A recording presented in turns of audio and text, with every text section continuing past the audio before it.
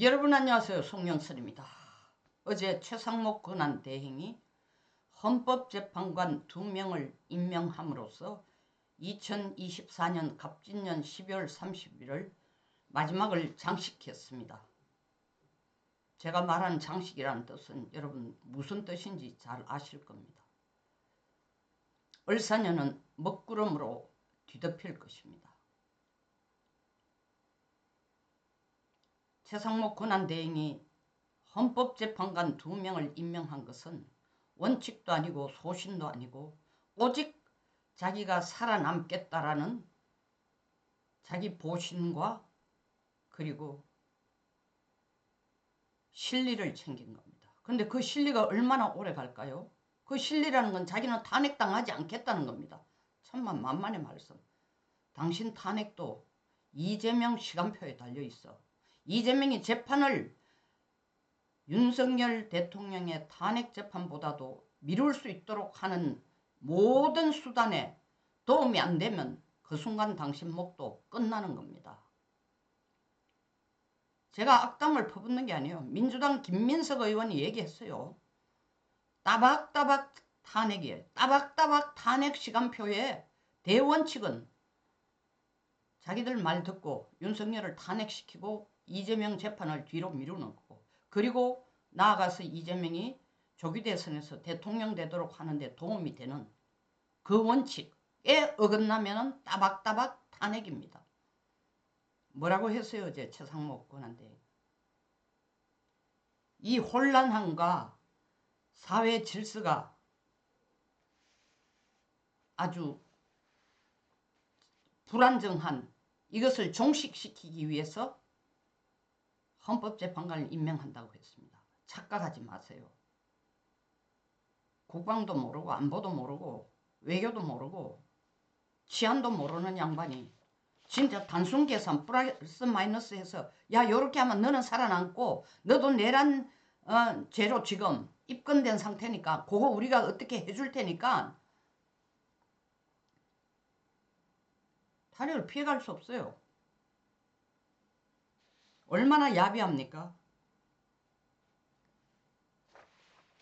헌법재판관 2명을 임명한다고 언론에 먼저 공개하고 그 다음에 국무위원들 비공개 회의를 한 겁니다. 이건 무슨 뜻이에요 도대체? 비공개 회의에서 하는 얘기들이 국무위원들이 고성을 지르면서 어떻게 우리하고 상의도 안 하고 그렇게 결정하느냐.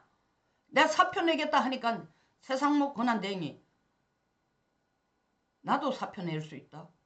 사표 낼 수 있는 그 기계라면은, 사표 낼 수 있는 각오가 돼 있다면은 한덕수 권한대행이 끝까지 권한대행 자리를 지키면서 이재명의 횡포와 민주당의 윽박지름에도 버틴 이유, 헌법재판관은 임명할 수가 없다, 보류하겠다, 여야가 합의가 있을 때까지 라고 버틴 그것을 본인도 버텨야 될 거 아니에요.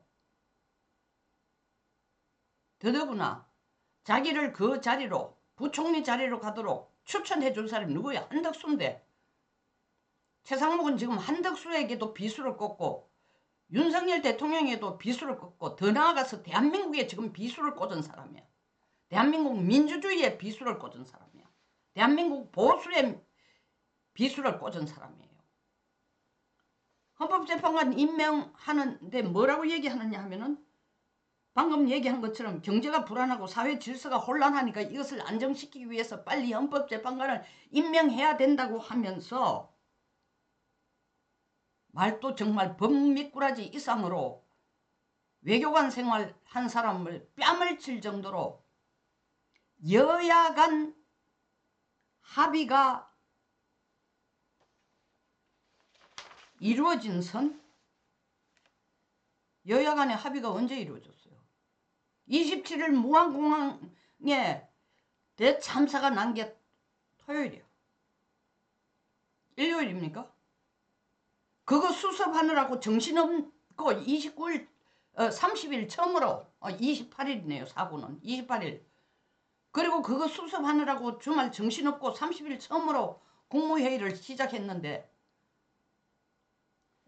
여도 야도 일단은 무안공항에 수습을 위해서 전부 달려가고 있는 상황인데 여야간 대표가 만나서 재판관 이 사람 임명하고 이 사람은 제껴두고 좀 이따 다시 재고하고 합의 있었어요. 그런데 여야간 합의선에서 합의가 어느 정도 이루어진 선에서 그건 민주당이 하는 얘기죠. 그리고 최상목이 하는 얘기죠.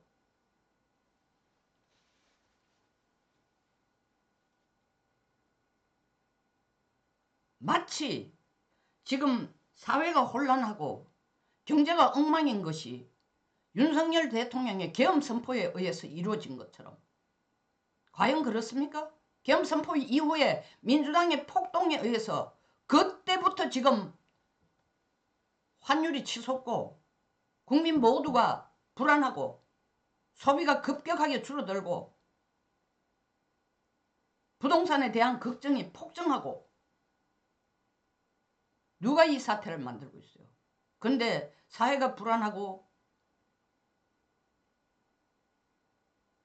경제가 불안하고 사회적 긴장이 높아지고 있기 때문에 헌법재판관 2명을 임명한다고요? 헌법재판관 2명만 임명하는 건 뭐예요? 윤석열 대통령 재판을 날짜를 땡기는 겁니다. 왜? 헌법재판관은 이제 8명이 됐습니다. 뭐든지 할 수 있어요. 박근혜 대통령 탄핵도 8명으로 했습니다. 정원은 9명이지만 8명이면 됩니다. 다시 말하면 헌법재판관이 재판관들이 하고 싶은 대로 해라라는 겁니다. 그 꼴이 된 겁니다. 대통령 탄핵 재판은 법적으로 6개월간 내 시간이 있습니다. 그런데 이렇게 되면요. 4월 18일 문형배 이미선 두 판사가 퇴임하기 전에 재판 결과가 나올 가능성이 아주 높아졌습니다. 윤 대통령이 가지고 있는 전략은 시간을 끌면서 심리에 대응할 방안을 지금 탄핵 심리에 대응할 방안을 계속 모색하고 있는데 그 할 시간도 지금 없어진 거예요. 왜 그런 생각을 하냐고요? 노무현 대통령 63일, 박근혜 대통령 91일 걸렸어요. 헌법재판관에서 하는 얘기가 뭡니까? 우리가 제일 먼저 윤석열 대통령 다 제껴놓고 지금 10건의 탄핵 사건이 계류 중이지만 헌법재판소에 우리가 제일 먼저 윤 대통령의 탄핵 재판부터 보겠다고 얘기했습니다. 근데 박근혜 대통령도 91일 만에 했는데 구태여 당신은 꼭 180일을 고집할 필요가 없다. 헌법재판소가 그렇게 180일을 윤 대통령에 특별히 베풀어줄 필요도 없다. 더더구나 이미 나온 여러 가지 논란들 방송에서 계엄에 관련된 인간들이 나와서 얼마나 윤 대통령에게 위해적인 발언들을 많이 하고 있습니까? 사실인지 아닌지도 증명되지 않는 발언들을 뭐 끌어내려, 뭐 전기를 꺼라, 체포를 해라, 총으로 쏴라. 분위기는 그런 식으로 돌아가고 있는 상황인데 4월 18일 문형배 이미선 재판관이 나가기 전에 퇴임하기 전에 판결이 내릴 가능성이 있다는 건 헌재 재판관 8명이 됐기 때문에 그 가능성을 충분히 더 높여준다는 것도 있지만 또 다른 이유는 선례를 보면 2017년 3월 10일 박근혜 대통령이 탄핵됐습니다. 탄핵 파면됐어요. 그때 2017년 1월 30일부로 헌법재판소 소장직을 임기를 마친 박한철 헌법재판관이 퇴임할 때에 황교안 권한대행이 이 자리를 채울 헌법재판관을 한 사람 더 임명해야 되겠다, 뽑아야 되겠다라고 얘기하니까 민주당이 벌떼같이 일어났습니다. 그건 원칙이 안 맞다. 결국 안 했습니다. 그래서 8명 체제로 계속 갔는데 언제 판결이 났느냐. 박한철 소장이 나가고 난 뒤에 권한대행을 한 헌법재판소 재판소장 권한대행을 한 이정미 헌법재판소장 권한대행이 자기 임기를 4일 남겨두고 3월 14일 임하는데 3월 10일 박근혜 대통령을 탄핵시켰습니다. 이런 선례로 본다면 헌법재판소에서는 우리가 선례도 있고 4월 18일 두 사람이 나가는데 또 그 자리를 채우니 많으니 또 국회에서 논란이 일어나고 국민 갈등 또 일으키고 하니까 4월 18일 전에 판결 내리자 할 가능성이 95%라는 겁니다. 대통령이 심리에 대응할 준비 시간이 엄청 줄어들었고 단축되었고 8명 체제라는 지금 임명된 두 사람도 대통령 탄핵 쪽으로 기울어지는 사람입니다. 심리도 가능하고 의결도 가능한 8명 체제. 황금알을 낳는 거위를 선물해 준 꼴이 됩니다. 누가? 누구에게? 무엇을? 최상목이 이재명에게 윤석열을 죽이는 칼을 쥐어준 겁니다. 최상목 권한대행은 이렇게 판단을 하면은, 다시 말하면은 국민의힘에서 추천하는 재판관 1명, 민주당에서 추천하는 재판관 1명, 국민의힘이 반대하는 임명 전체를 하면 안 된다고 하는 데 대해서 국민의힘이 추천한 거 한 사람, 민주당이 추천한 사람 각각 하면 이거는 절충선이 아니냐. 그 절충선 두 사람을 임명한다는 차에서 무슨 여야가 합의하는 선에서 여야가 합의한 거 아닙니다. 그건 당신 얘기야. 요렇게 해주고 또 김건희 특검법, 내란 특검법은 거부권을 행사하겠다. 마치 국민들, 이 상황을 속속들이 모르는 국민들에게 그래도 뭐 다 이재명이 해달라는 대로 민주당이 해달라는 대로 다 해준 게 아니고 하나 양보하고 하나는 받아냈네 착각하도록.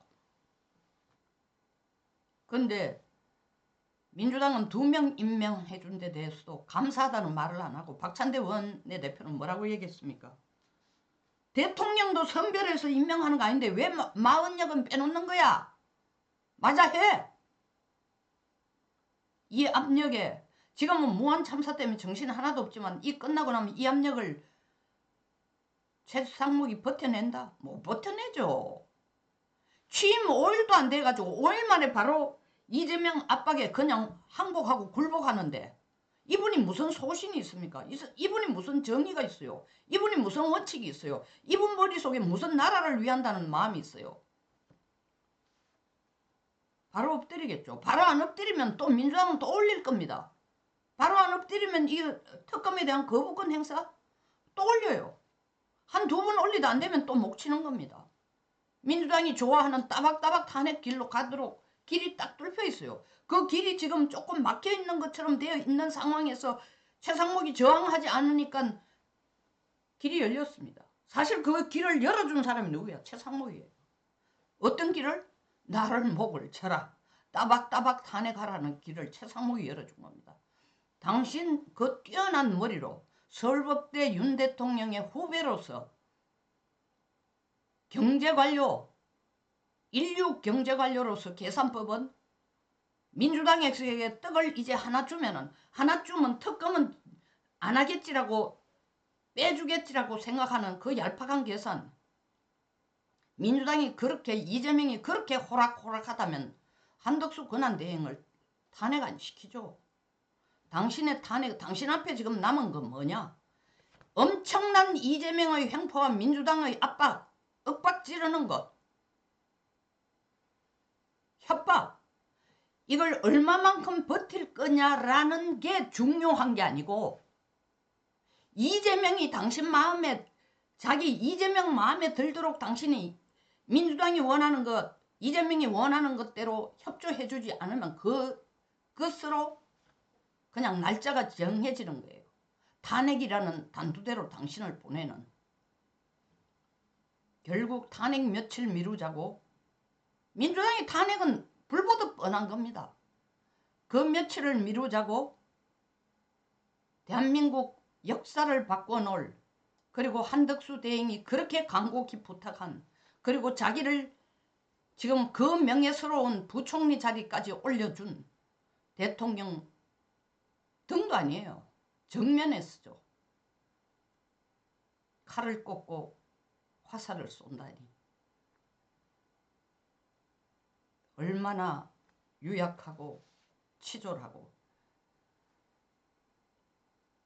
국민들 앞에 감히 나서서 절충안이었다. 이것이 경제를 안정시키는 방안이었다. 사회 질서를 안정시키는 방법이었다.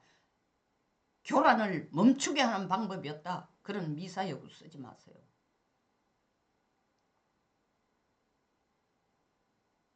당신이 끝날 날은 이재명 손에 달려있으니. 송영선 TV였습니다. 끝까지 시청해 주셔서 감사합니다.